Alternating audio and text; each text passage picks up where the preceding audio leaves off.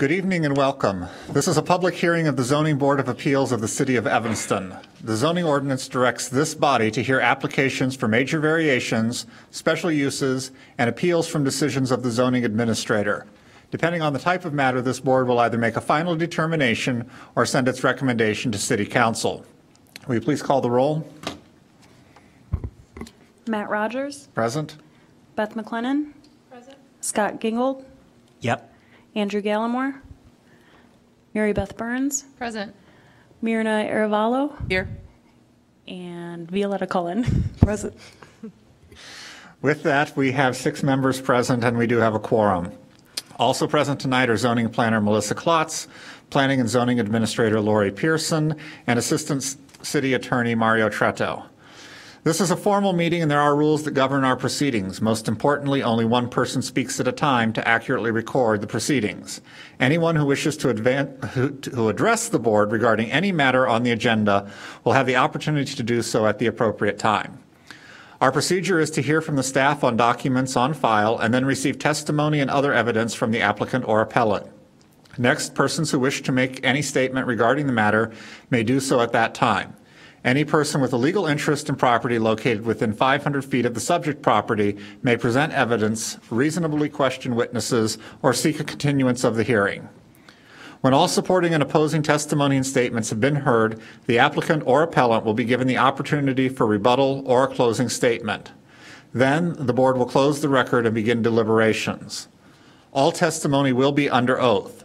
Although we do not apply the strict rules of evidence, please limit your testimony or statement to your personal knowledge. When you address the board, please state your name and address and be sure to sign in on the provided sheet. We are audio and video recorded. Please make sure that you are at a microphone when asking questions or making statements so that you may be properly recorded.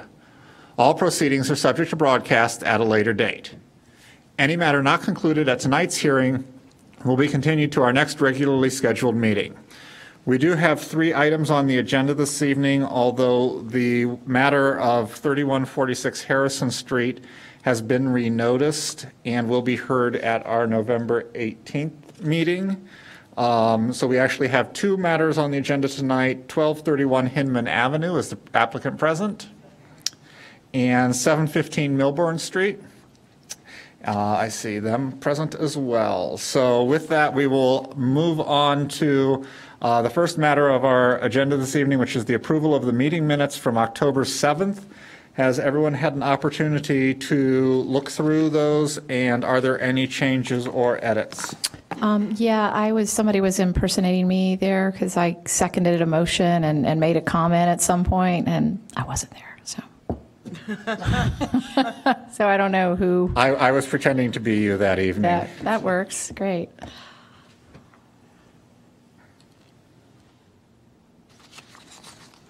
Any other corrections? If not, is there a motion for approval of the October 7th minutes? I move we approve the minutes. Any, a second? Any further discussion? Hearing none, they will be approved with that one small edit. With that, we will move on to the first matter of business for this evening, which is 1231 Hinman Avenue.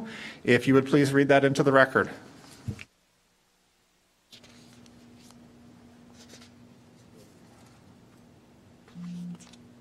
Julie M. Liska, architect, applies for major zoning relief to construct a 2-story addition.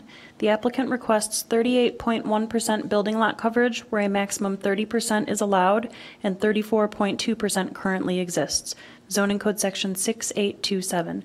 52% impervious surface coverage, where a maximum 45% is allowed. Zoning Code Section 68210A. And a 3-foot south interior side yard setback where 5 feet is required. Zoning Code Section 6828A3. The Zoning Board of Appeals is the determining body for this case. Documents included as part of the record include variance application submitted September 9th, 2014, standards form, zoning analysis, plat of survey dated July 21st, 2014, site plan, elevations, Preservation Commission Certificate of Appropriateness dated October 15th, 2014, image of property, aerial view of property, zoning map of property, Preservation Commission meeting minutes from September 16th, 2014, Spark draft meeting minutes of October 8th, 2014, and ZBA meeting minutes excerpt from previous variance request from October 15th, 2013. Thank you. At this point, if I could have anyone who may be speaking to us in the matter of 1231 Hinman Avenue be sworn, raise your right hand. Do you swear or affirm to tell the truth throughout the course of these proceedings? Thank you. If you'd please come up to the microphone and state your name and address for the record. My name is Julie Liska. I'm with Liska Architects. We're at 4044 North Lincoln Avenue in Chicago. Thank you. And if you would please tell us about the proposed project. Sure. The current property currently has an enclosed porch at a location where we are proposing to remove this porch and build a new addition. The porch was enclosed at some point fairly poorly. It has not been maintained. It's not usable. So the homeowner would like to replace this with something that meets today's building code, is structurally sound, and meets today's energy code as well.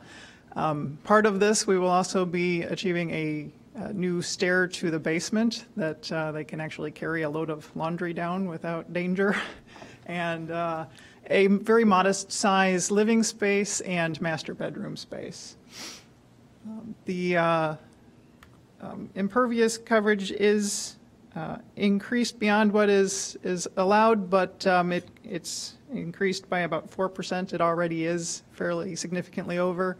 And the existing property is an existing non-conforming lot in that it's 10 feet narrower than the minimum, and that it's about 2,400 or 2,440 square feet less than the minimum lot size. So it's a pretty challenging lot to meet the current zoning standards.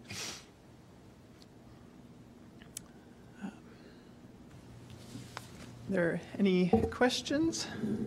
I have a couple questions, if you don't mind. Sure. So I see the new stair to the basement, the exterior stair. Can you talk to me about that? There is an entrance to the basement that the homeowner would like to maintain. Is that the stair that you're looking at? Yes, they would like to maintain that access to the basement since there is not a width on the property to get sidewalk around either side, north or south of the house. They'd like to maintain a stair down to that basement level. And from an impervious surface coverage, if you, rather than doing a deck, you did pervious pavers, then you wouldn't be over the requirement. Yeah, we would still need to have stairs down too, because the first or that first floor level is significantly Sure. higher. They currently have a deck, and they do like to use that, so they'd like to replace that existing deck use. We did size it fairly minimally so that we can fit a table and 4 chairs. The homeowner did say that they were very open to the idea of replacing the front concrete walkway, if that would be a way to reduce some of the impervious. That was something that was proposed at the last review meeting.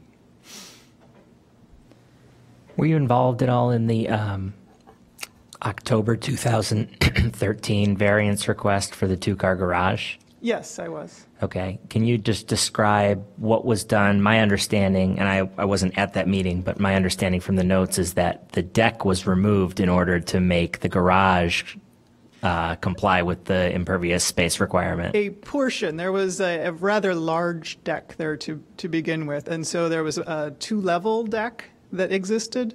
So we removed the lower level of that deck in order to reduce the impervious coverage. And so this project would rebuild a lower deck?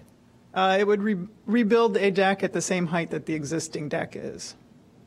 The existing remaining deck? Existing remaining deck, correct. So just to be clear, you removed some of your impervious surface to get that variance passed. And now, with that garage, you're creating a hardship for yourself.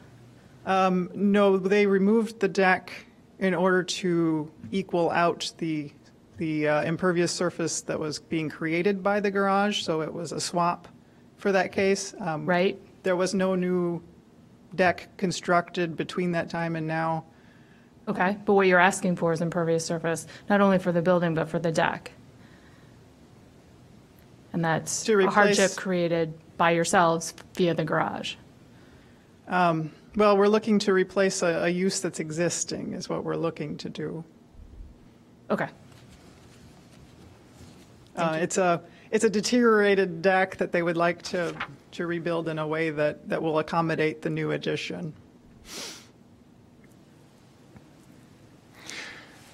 To sort of pick up on where she was headed, I have a bit of an issue with the fact that we were trading things before in order to try to keep us below impervious surface, and now,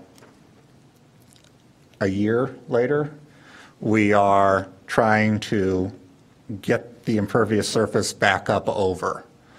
So I feel a little bit like we were switched last time, and now we're coming back and trying to get the impervious surface back in.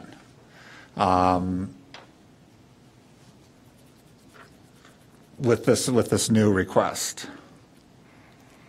Okay, yes, we did look at trying to make that deck as small as possible.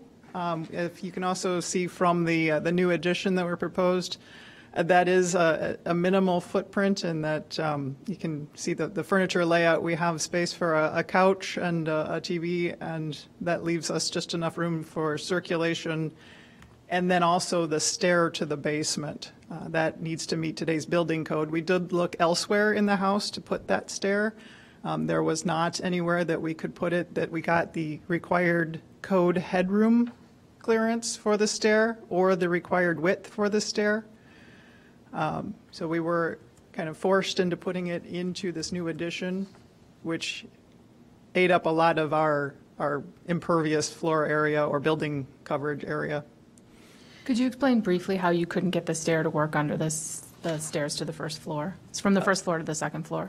Because that's original stair was probably located without the required head clearance. To put that in, we would have had to change a lot of the original historic bay window in order to move the entry to the basement stair back far enough in order to get head clearance.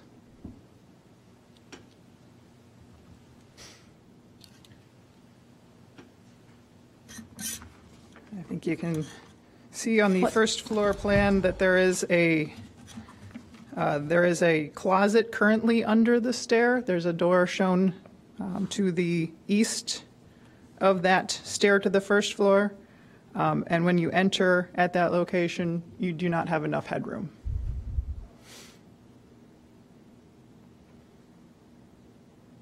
Could you please describe the hardship that the property owner will face if the relief is not granted? Well, they're looking to provide modern amenities in this home, which today would be more than one bathroom, would also be a master bedroom type suite, and a family seating area near the kitchen. Right now, that's not something that they can have in this home, just because of that back area that is considered part of the building is not usable. It's also not a structure that can be built upon. Even if it is maintained, the footing is inadequate because it's just the pier footing. So while it is, the second floor is part of an enclosed piece of the house, it is not usable the way it is currently constructed. When was the house constructed? The original house, I believe, was, I don't have an actual date, but it was turn of the century. It is part of the historic district.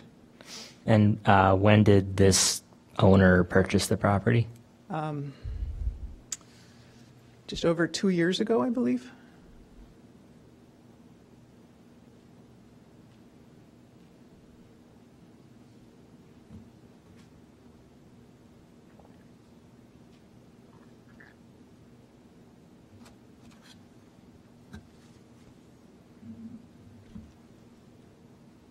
Did you consider any alternative plans that would impose a little bit less on the zoning requirements?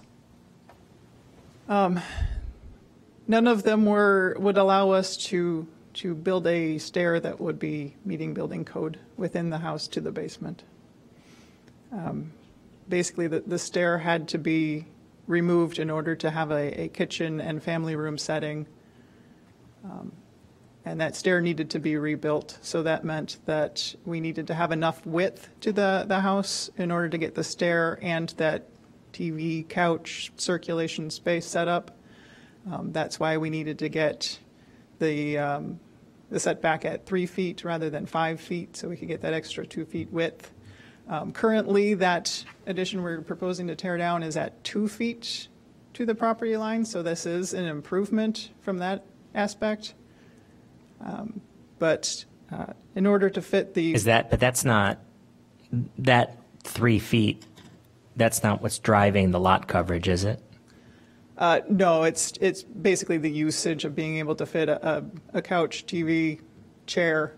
As you look at the floor plan, you can see it's a very, very modest room that we're looking to add on. Do you know how many square feet over you are on impervious surface? I don't have that available. Melissa knows all. It's over by just over 300 square feet. And the deck is 12 by 12? Ish? Ish, I believe it's actually smaller than that. Well, the width of the back family room is 15. So it's at least 15 by something. Yes. I'm sorry. It's 15 by 12 feet. 12 by 15 plus The stairs. the really wide stairs.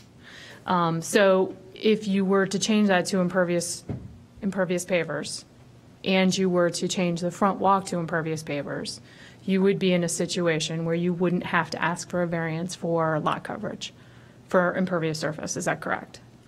I don't know that I would have to verify that calculation. I think Melissa is doing that Doing the math calculation right now. I think this family has been used to having a deck that the same level of the kitchen, and that's a use that they're very much looking to maintain is what they're looking. But You and I know that as an architect, your homeowner wants many, many things, but that doesn't necessarily constitute a hardship for the purposes of a zoning variance. correct, they would very much like to maintain the use they have if they can.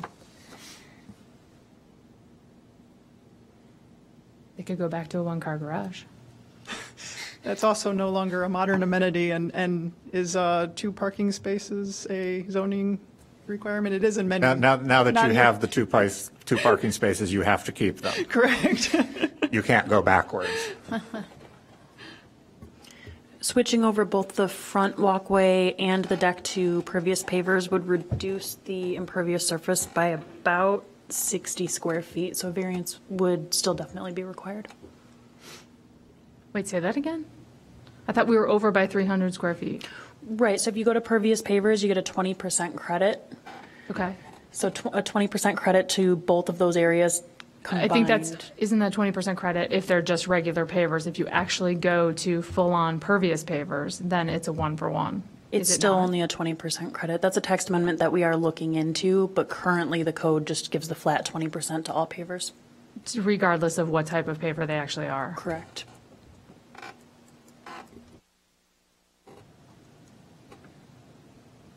Was this project under consideration a year ago when we were all talking about the garage? It was something they had considered they would like to think about. It was not something that they had asked to have studied in a way that we could determine if things would fit within the footprint that existed there or something smaller, or if there were any ways that we could put a stair to a basement elsewhere. That sort of study was not done at that time. But the concept of building an addition was something that was being sequenced. I think something they thought about when they bought the house, it would be nice to have if economy was moving upward and onward if jobs were maintained, et cetera. And it sounds like they found the will to do that and decided to move ahead with studying it.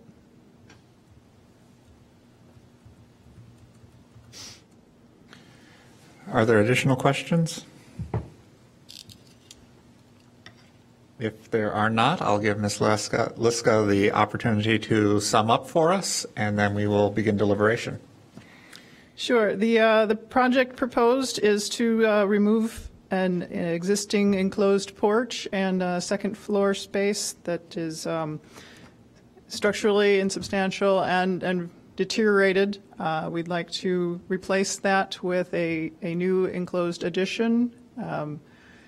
The addition will provide a very modest living or family room on the first floor, a modest master bedroom on the second floor. Will provide some of today's modern living amenities that are expected in most homes, like a second bathroom. And we'll also provide a safer stair for them to the basement for access.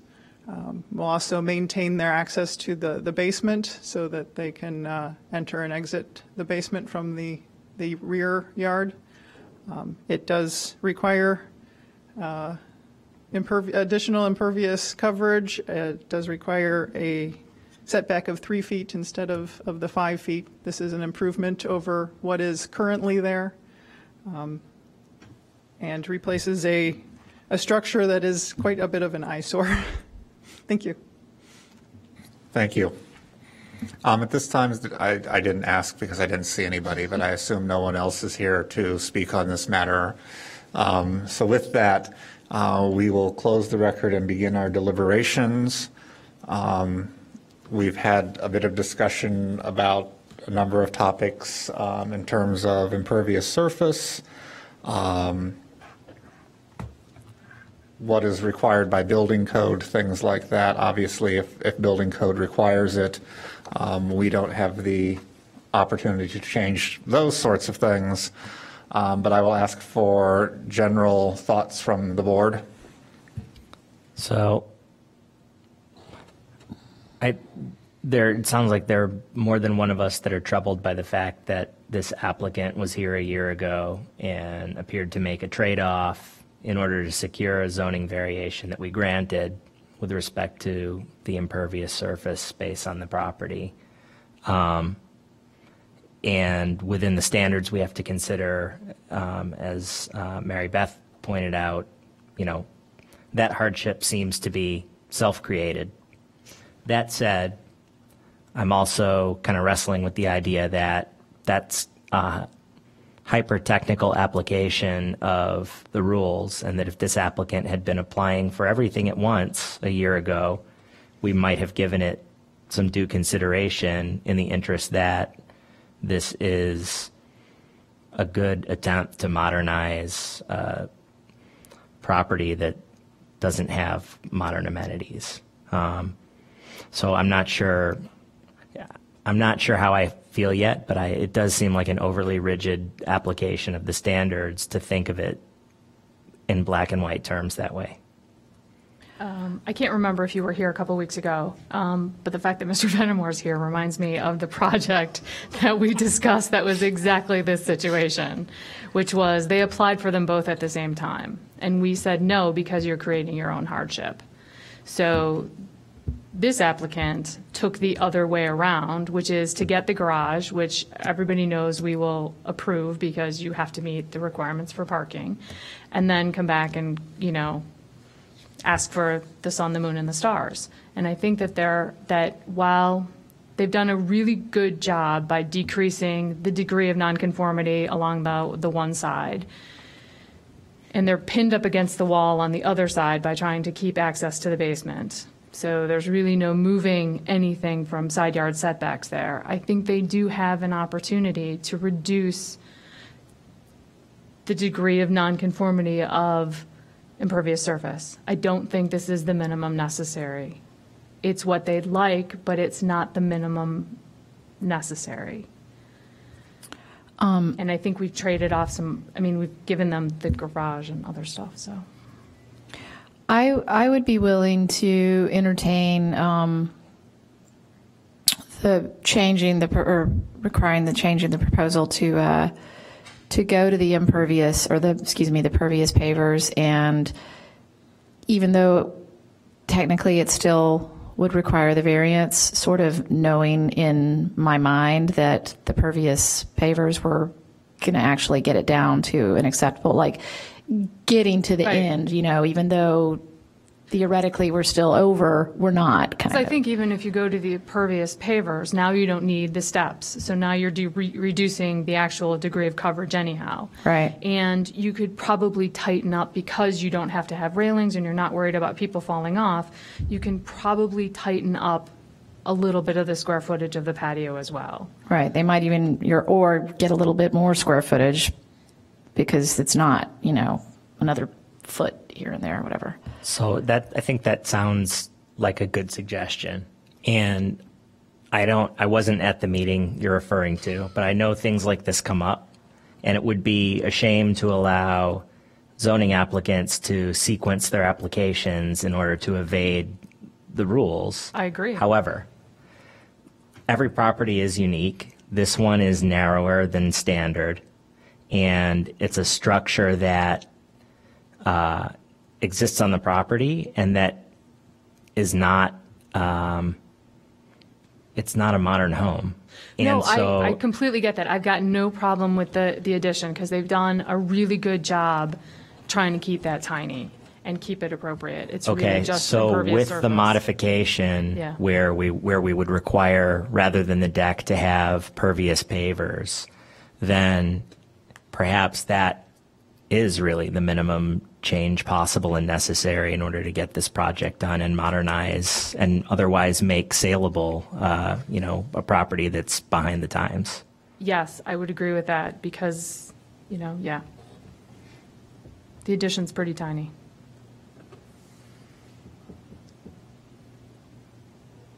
So we like to say that we don't want to redesign projects. So how would we move forward with feeling like that? What's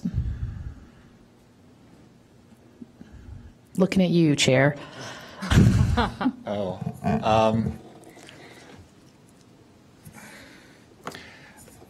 I look at it one of two ways, because I personally am not willing to go the pervious paver route. I think that for an applicant to come twice in the 2 years that they've owned the home to request variations, and I'm not accusing them of anything, but obviously the one improvement that's already been made is the one that we really can't take away, which is the parking with the garage. So my personal feelings on it are that it doesn't meet the standard in terms of the applicant creating their own hardship. But I also only have one vote, so if the general thinking on the board is that everyone else can live with the pervious pavers, we can make that our determination, and then it's really up to the applicant to determine whether or not they want to live under that application or that determination from the board. Obviously, if they don't feel that pervious surfaces pervious pavers are going to solve and meet what they need it to do, then they've gotten a determination from us, even though it's not exactly what they want. It's not an outright denial. It's not an outright approval. This is what we're willing to give. But we're sort of within our rights to say, you proposed a deck, we won't give you a deck, but we will give you a patio. I think it comes down to we aren't willing to grant that level of impervious surface. So because of the fact that some members of the board feel that granting a pervious paver, it's not an outright denial of the impervious surface coverage, but it is more so an adaptation of that. You could frame it a little differently and say that this proposal as put to us is not the minimum change necessary in order to obtain the relief needed, and that we would be willing to consider or condition approval on a more minimal change, which would be reflected by the requirement that the deck portion of the project be scrapped in favor of pervious pavers. Is it not possible just to reopen and ask the applicant if they want a continuance? I know you hate doing that. I hate doing that because what we do is we open ourselves up to, we're having an open conversation with the applicant that should have been had before our record was closed. Yeah, but we don't typically get to discuss. So if someone wants to make a motion to reopen the record, One option for you guys, if the applicant were to switch the front walkway and the deck over to pervious pavers and lose the stairs, it would put them at just under 50% impervious surface coverage. So you could motion to approve it with that impervious surface, and that way, if they would rather have a smaller deck, so long as the numbers come out as a wash, they would have that option. When you're doing the math on the front walk, are you literally doing just the front walk, or are you doing the sidewalk? I just that did goes on the front side? walk. I did 27 times 3.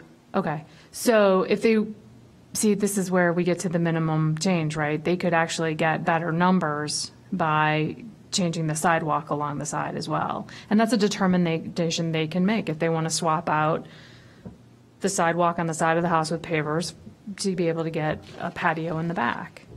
So I'm not sure I'm buying the 50% yet, because that doesn't include anything on the side. So for me, the number would have to be less, a smaller percentage than that.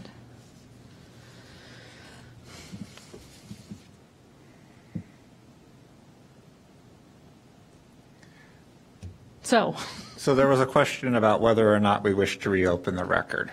Is there a motion to reopen the record and have a conversation with the architect?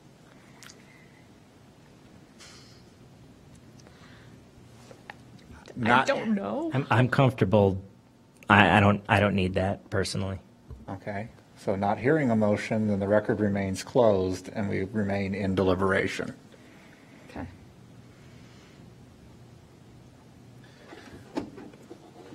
I guess probably one of the easiest ways to do this will be to go through our standards and find out where we have our disagreements. I think I know where they are, but to see if there is a workable solution here that makes everybody happy, or I guess makes everybody unhappy, which is the sign of consensus. So we will. We have to find that 7 standards are met to grant a variation. So we will go through those standards, and I will encourage everyone to be active participants instead of me just kind of giving my take on it, because I know there will be some disagreement with my take. Number 1, the requested variation will not have a substantial adverse impact on the use, enjoyment, and property values of adjoining properties. I believe that this standard is met. We are talking about impervious surface, which, as we know, can cause water retention issues, but I do not believe that we are granting, or that we are creating any sort of a great problem with this particular requested project. Number 2, the requested variation is in keeping with the intent of the zoning ordinance. We do know that the zoning ordinance looks at trying to maintain a housing stock which is attractive to our modern families, and to make sure that the amenities that one expects to find in a house, even though a house was built over 100 years ago, someone expects to have certain features in that home, and I don't believe that what is being requested here is totally out of expectation with that. So I would say that standard number 2 is met. Number 3, the alleged hardship or practical difficulty is peculiar to the property. This is a substandard lot. that we find a number of in Evanston. We often are challenged with how do we have setbacks, how do we have lot coverage, impervious surface, things like that in these types of matters. For me, this one is met. The difficulty that is being created is really due to the fact that this is a very small lot in terms of width, which cuts into the overall numbers that can be obtained.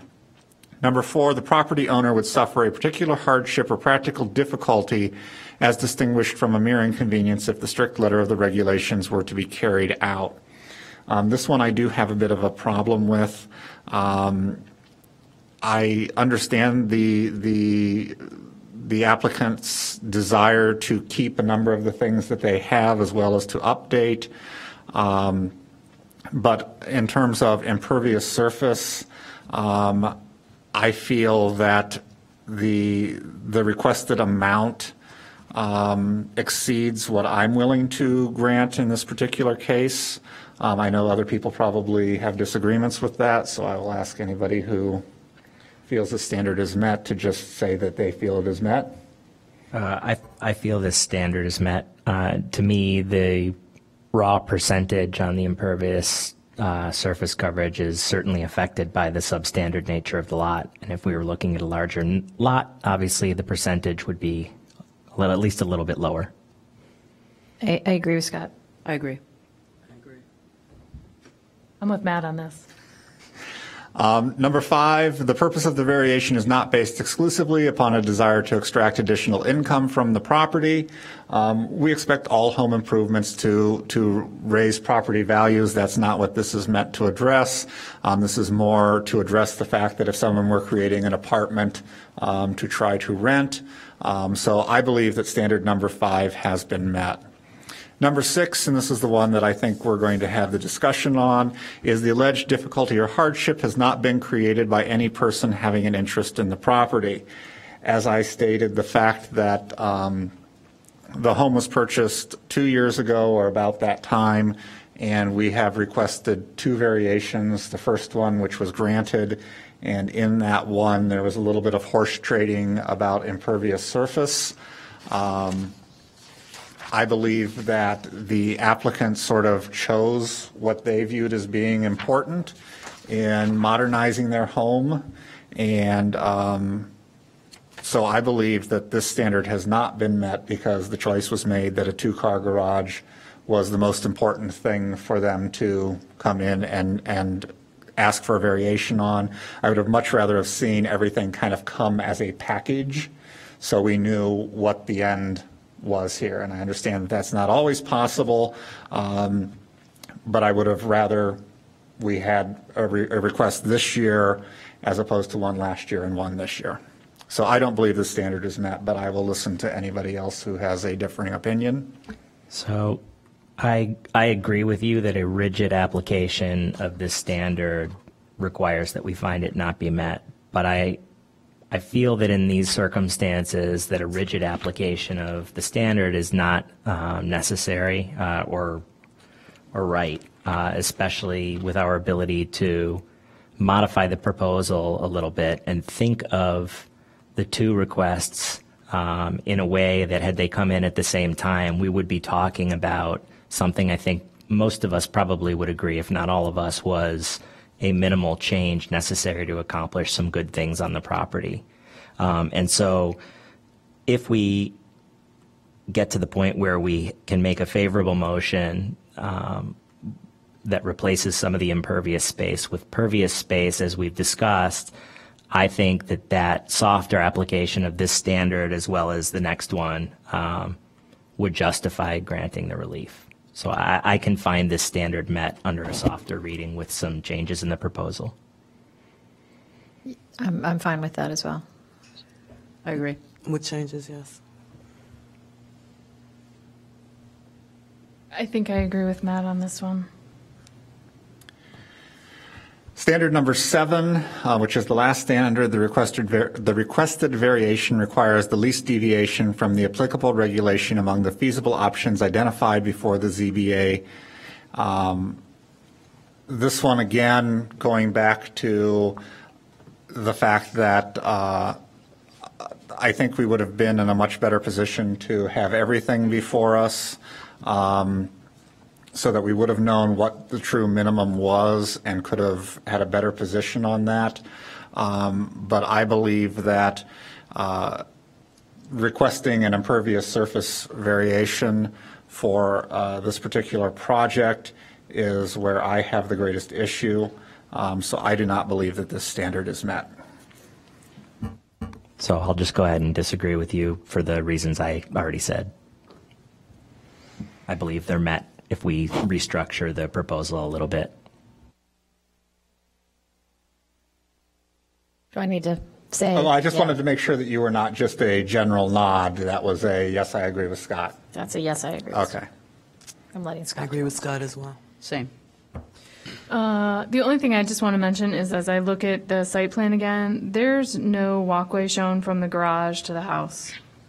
So is the site plan missing a walkway from the garage to the house? Has it been, They used steppers. So it was somewhere in the it was in it the, was somewhere in the docs that they had used steppers or were using steppers. okay, all right. Because I know steppers don't count for impervious surface. Because that is another opportunity for them, right, to reduce their impervious surface, is to take that concrete sidewalk on the, I don't know which way north is, south side of the house, and turn that into steppers. And then now they've met the requirements handily, because none of that area counts.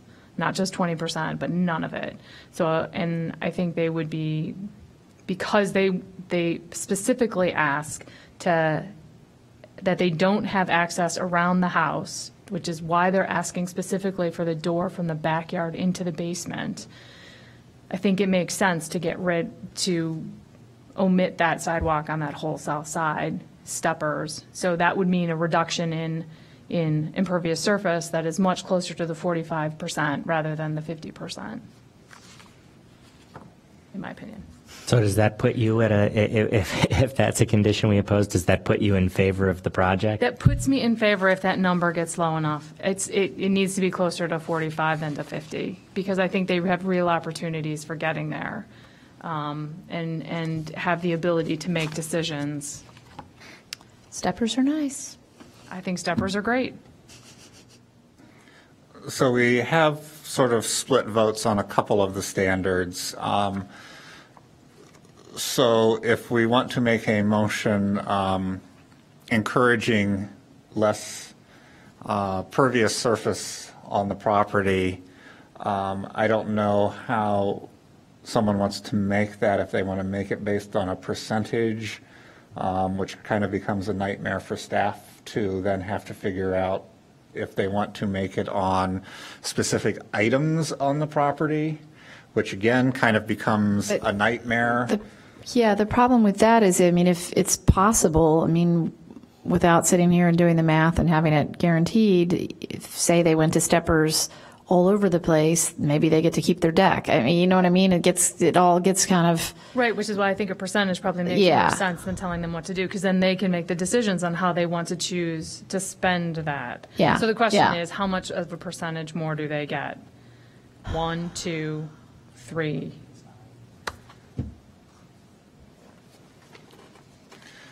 Melissa's going to do some calculations here. Melissa looks so happy.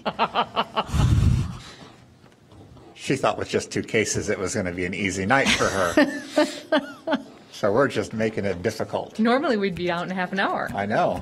It's the way these meetings have been going.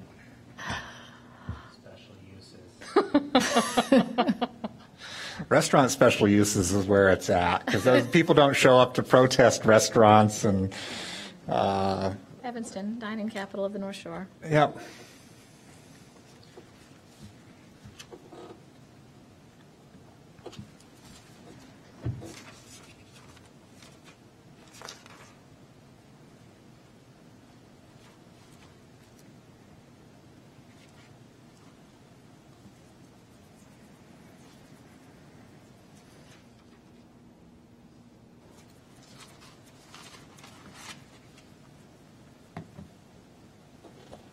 Yes, Scott?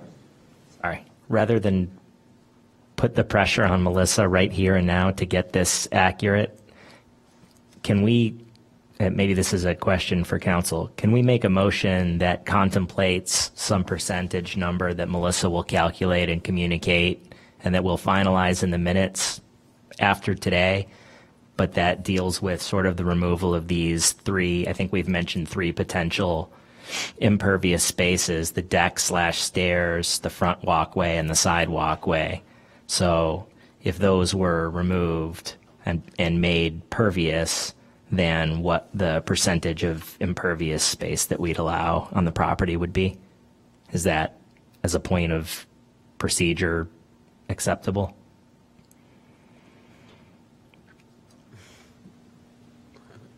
Don't look at me. I'm not. Yeah, no, I'll look in. No, I'll look into it. I don't think we're able to do that via minutes, but I'll look into it right now. Okay. Do you want to take a recess to allow her to?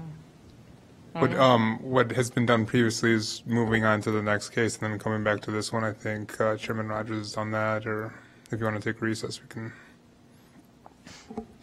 If it makes any difference, if the front walk becomes pavers, the deck becomes pavers, and then the walk leading around the side of the house becomes steppers, it would get them to under 47%. Done. Live with that. 47. Yes, love it. Okay, great. All right, So, let's get a motion. So with all of that, does the deck count toward lot coverage as well? Do we need, I mean, that's one of No. Okay, no. great.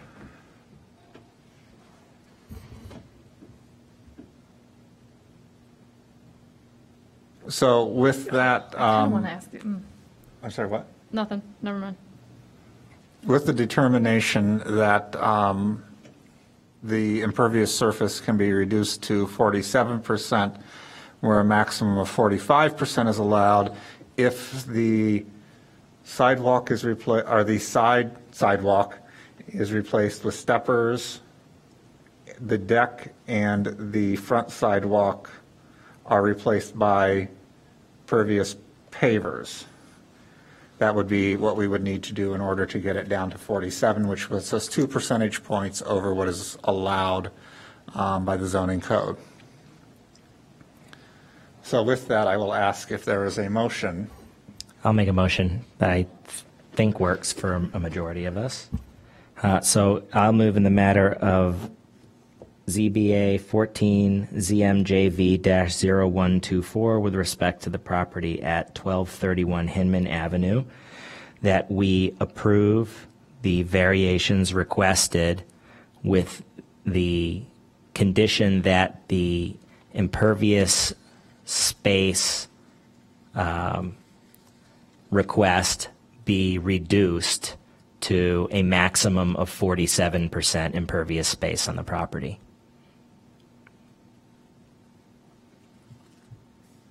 Second. Condition with the construction. Oh, right, and that the property otherwise be developed consistent with the evidence submitted and testimony given. Second. It has been moved and seconded that we approve 1231 Hinman with the condition that the maximum impervious surface coverage be capped at 47%. All those in favor, please say aye. Aye. Aye. Aye. Opposed? Nay. So with a 5-1 vote, the motion carries, and Melissa will be able to work with you on exactly what the numbers were we figured out here. So good luck with your project. We have one other matter on the agenda this evening, which is 715 Milburn Street. If Melissa would please read that into the record. Andrew Venamore, zoning specialist, applies for major zoning relief to reconstruct a one-car detached garage. The applicant requests a 0.9-foot rear yard setback where 3 feet is required, zoning code section 6828C4, and 4 feet between the principal and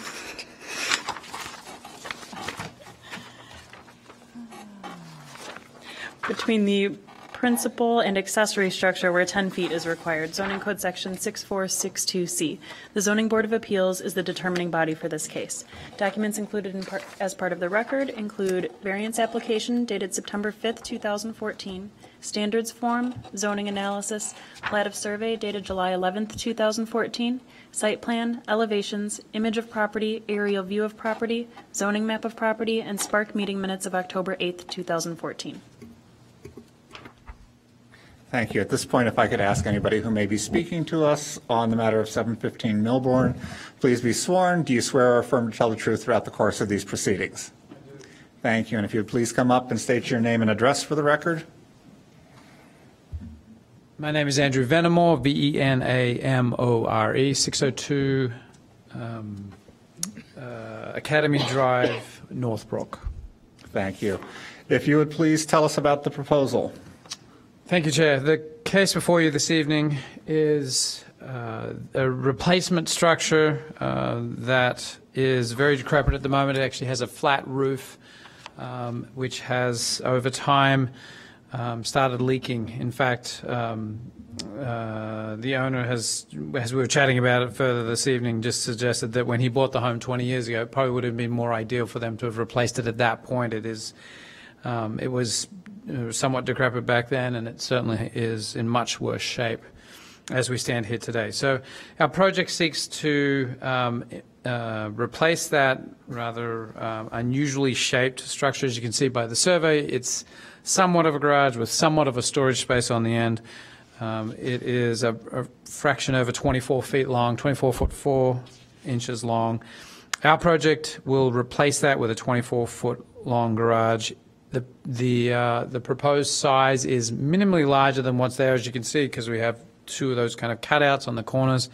We're squaring it off. The idea behind that is just to make it a far more practical structure for a vehicle. Obviously, it's not being used for vehicle storage at the moment. It's in such bad shape.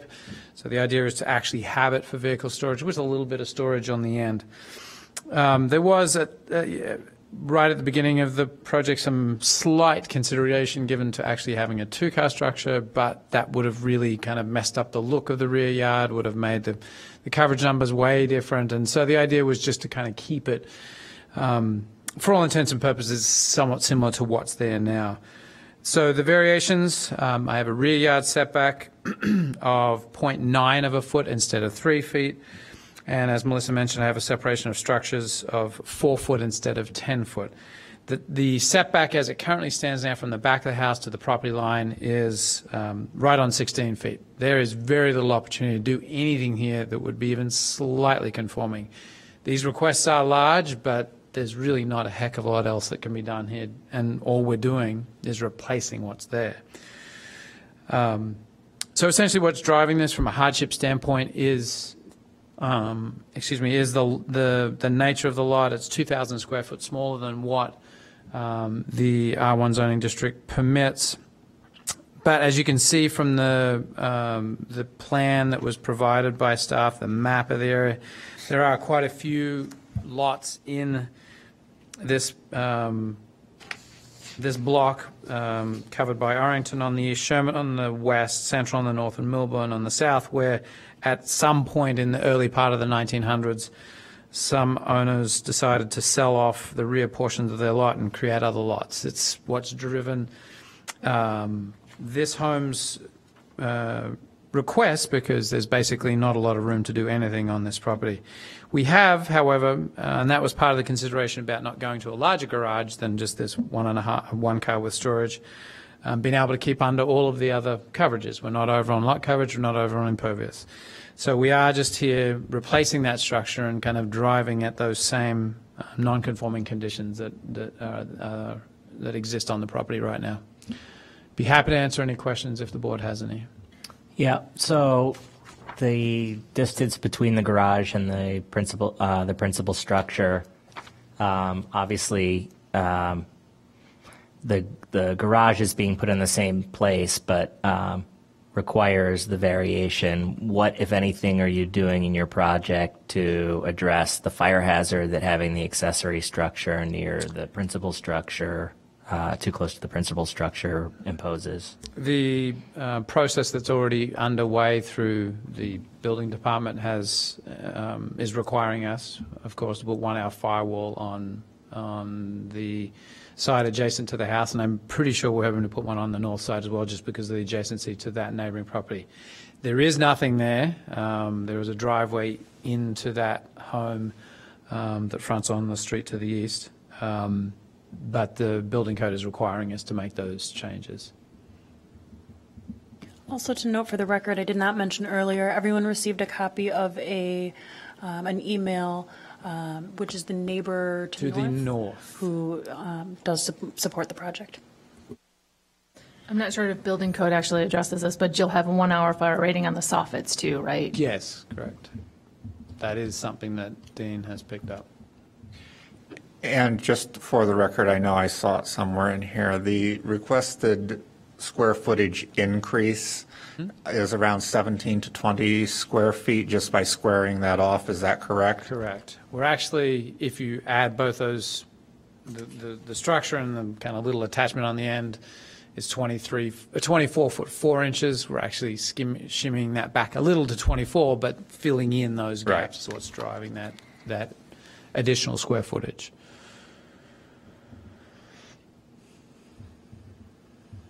Are there any other additional questions for Mr. Venamore? Hearing none. Anything you'd like to say in summation? No, I've said everything. Thank you. Thank you. With that, we will close the record and begin our deliberation. I think that this particular project is kind of a no-brainer. We aren't looking to really increase anything. We're looking to square off an existing dilapidated structure, keeping setbacks basically where they are now. It actually probably makes the structure safer because it probably does not have a 1 hour firewall constructed in it right now. So overall, I would say this is definitely an improvement on this property. But we will go through our standards for variations. Number one, the requested variation will not have a substantial adverse impact on the use, enjoyment, or property values of adjoining properties. Quite the contrary, it will probably only make everybody much happier, and especially the enjoyment portion, being able to look at a newer structure as opposed to something that is dilapidated. Number two, the requested variation is in keeping with the intent of the zoning ordinance. I believe I heard testimony that it really is not used as a garage currently. So actually by putting a true functioning garage into this space, we are getting a car off the street, which is one of the things that the zoning ordinance, or the comprehensive general plan, the zoning ordinance asks us to do. And so that, as well as just general upkeep of property, is something that we do encourage. So I believe standard 2 is met. Number 3, the alleged hardship or practical difficulty is peculiar to the property. We had testimony that the distance from the back of the house to the alley is about 16 feet, which is actually probably about the width of an average alley. So it's not very wide at all. The fact that they're looking to build in the exact same space that is there, I think shows that they really don't have a lot of options. So I believe standard number 3 is met. Number 4, the property owner would suffer a particular hardship or practical difficulty as distinguished from a mere inconvenience. It sounds like this particular structure is on its last leg, and anything that could be built there obviously would improve the applicant's ability to use that space, preferably for parking a car, but also to provide storage for the necessities that they have for their home. So that standard is met. Number 5, the purpose of the variation is not based exclusively upon a desire to extract additional income from the property. Again, since this is not a garage that is being rented out or anything like that, the standard really only comes into play where someone is trying to create additional income for themselves, but for something that they will be using for themselves, this standard is met. Number 6, the alleged difficulty or hardship has not been created by any person having an interest in the property. The structure, I think I saw in our notes, it is believed probably was built about the time of the house and is probably original to the house. And we know the current owner has not owned it since the house was built. So I believe that this standard has been met. And number 7, the requested variation requires the least deviation from the applicable regulation among the feasible options identified before the ZBA. Again, talking about we really are not intruding any further into any of the yards closer to the house or anything. We're basically squaring off and replacing an existing structure that has seen better days. So I believe standard number 7 has also been met. With that, I will ask if there is a motion for approval of 715 Milburn Street. Sure. I move in the matter of ZBA 14 ZMJV-0131 with regard to 715 Milburn Street that we approve the variation requested, subject to the condition that the property be developed consistent with the evidence submitted and testimony given. It has been moved. Is there a second? Second. Second. Moved and seconded. Any further discussion? Hearing none. All those in favor of approval of the requested variations for 715 Milburn Street, please say aye. Aye. Aye. Opposed? With 6 votes in favor and none against, your project is approved. Good luck with your project. Thank you. That concludes the items that are on our agenda this evening. The one additional item that was on for discussion was the proposed change to our rules. Someone decided vacation was more important yesterday than working on my rules. So we will, I wanted to ask council, do we have to present those and then vote on them at a next meeting? I'm assuming is the way those have to be approved. Yeah, we'd have to present them and then. Okay, so we will present those at our next meeting for approval at the following meeting. And just to update everyone, it is really a complete overhaul of the rules. There are many things that were outdated, and we're also looking at possibly changing a few things to make things run a little bit smoother. So we'll probably have a decent discussion about it. So will you give it to us, like if we pick up a board packet, can we look at it in advance of next meeting? Yeah, we will not be voting on anything next But week. just to look at it so we could discuss it at the meeting. Yeah, we can actually send it out to everybody. We will have to present it officially at a meeting so that it can be voted on the subsequent meeting. But the discussion is going to be at the subsequent meeting, correct? You're not expecting us to discuss Correct. it at the same time you Correct. present it? Right. you got So plenty of time. everybody will have a 2-week, 3-week period to read through. If there are questions, I encourage people at that point to reach out to staff if they don't understand why something is changing. Like I said, most of it is because of things that are outdated or things that we should be doing or best practices that we are not doing. I assume we have no meeting on November 4th, which is Election Day. No, I think we do. We do have a meeting that night. I will be unable to attend.